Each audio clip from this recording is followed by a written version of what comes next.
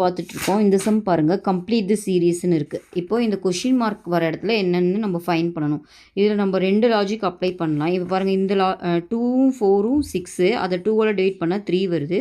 அதே இந்த நம்பருக்கு அப்ளை பண்ணாலும் வருது. ஓகேங்களா? 20யும் 40யும் 60, 60யை 2வால் டிவைட் பண்ணால் 30 வருது. பட் இங்கே வந்து அந்த லாஜிக் ஒர்க் அவுட் ஆகுமான்னு பார்த்தீங்கன்னா, இங்கே அந்த லாஜிக் ஒர்க் அவுட் ஆகிறதுக்கு இங்கே 54 இருந்துருக்குதா தான் ஒர்க் அவுட் ஆகும். அந்த ஆன்சரே இதில் இல்லை, ஆன்சரில் இல்லை. ஸோ அந்த லாஜிக் ஒர்க் அவுட் ஆகல. அப்போ வேறு என்ன லாஜிக் இருக்குதுன்னு செக் பண்ணுவோம்.